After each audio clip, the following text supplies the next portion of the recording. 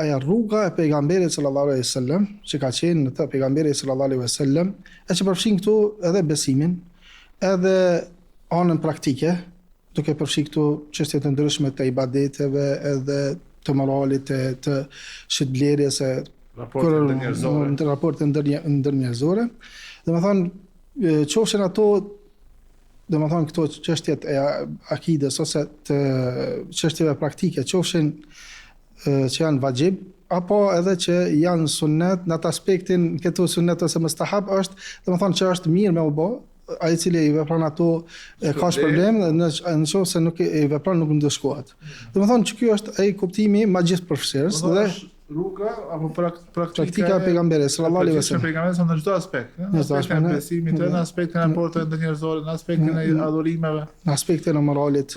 Të gjitha këto i përfshin. Po shpesh hasim tek njerëzit një lloj keq kuptimi, thonë se sunet është kjo, është sunet edhe insiston. Ndërsa ajo është sunet vetëm nga një pikpamje, nga një këndvështrim, ndërsa suneti është edhe të kundërtën. Për shembull, rastisim në situatë kur njeriu me një veprim të ndonjë suneti ndoshta bëhet shkak që të shkaktohet mosmarrveshje apo ndonjë konflikt mes njerëzve. Në këtë situatë sunet është me i bashku njerëzit, edhe nëse ai nuk kupton që për një moment të caktuar apo për një periudhë kohore ta lëm atë sunet që është sunet nga ajo që është faktikisht tradita e pejgamberit Muhamedit sallallahu alaihi wasallam.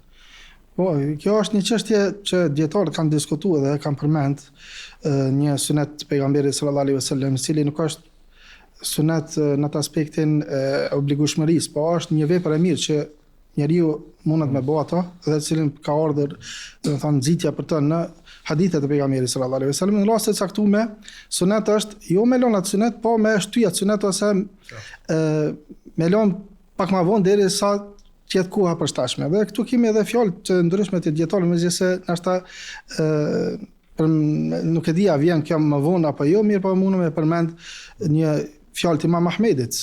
Imam Ahmedi një herë thotë, ka një hadith pejgamberit sallallahu alaihi wasallam. Më kanë pyet diçka në emision edhe ku më thonë nuk di. Edhe ai u shtank. Sa si se di. Po thash jam baba Vangja, unë me ditë të ardhme. Pyetshin diçka për ku ta di rezultatin, domethënë. Në Maghrib ka hadithi pejgamberit sallallahu alaihi wasallam, faluni para namazit të akşamit, para farzit të akşamit. Faluni para farzit të akşamit. Në fund ka thënë pejgamberi sallallahu alaihi wasallam liman sha, për atë që dëshiron. Që do të thonë nuk është një gjë e tillë obligative. Mirë po, Imam Ahmedi pe fikut ti kur ka vërejt që në një xhami ose në disa xhami ku ka hi njerëzit nuk janë mësuar me këtë sunet, atëherë ka thënë nuk e praktikoj, edhe nuk e ka praktikuar sunet, që njerëzit edhe mos me e këshill me sy të keq, po edhe me bashku njerëzit, me unifiku njerëzit, dhe kjo ka qenë pifikut të tina. Domethënë raste të tilla për shembull tubimi ose uniteti muslimanëve është vajib.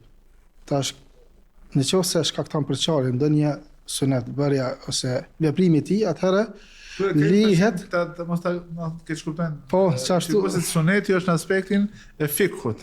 Ajo që shpërblehet veprosi nuk dëshkohet ai që e le. Ndërsa vajibi është ka mundsi pjesë të sunet me kanë diçka që është vajib, gjë është obligim. Ashtu. Për këtë arsye nashta po detyrohena më mirë edhe me sharu ato kontekstet ose fjalët e dietarëve të cilët e kanë përdor emrin sunet dhe domethënë bazë shkencave se cilat i kanë studiuar ata se cilët është përmend ai fjala sunet në ato shkenca, atëherë i kanë dhënë kuptimin e saktuar. Na përmendëm atë kuptimin e përgjithshëm që ka ardhur në hadithet e pejgamberit sallallahu alaihi wasallam, është edhe një kuptim që zakonisht dietarët e hadithit e kanë për qëllim ato, që me fjalën sunet, e cili është po ashtu sinonim me fjalës hadith, e kanë për qëllim çdo gjë që ka ardhur nga pejgamberi sallallahu alaihi wasallam, për fjalëve, për veprave, për miratimeve, prej cilësive morale apo edhe për shkrimit fizik. Kjo është tek dietarët e hadithit. Ndërsa tek dietarët e fikut, ose në fik shpesh kur gjejmë që kjo është vajib ose që kjo farz, kjo është sunet, atëherë shkurtimisht me thjeshtësu është që kjo nuk kupton që ajo vepër apo fjalë nuk është e obliguar ose nuk është e urdhëruar me një urdhëresë të prerë, mirë po me një urdhëresë e cila nuk kupton që ai i cili e vepron ato ka shpërlim, nëse nuk e vepron nuk ka ndëshkim.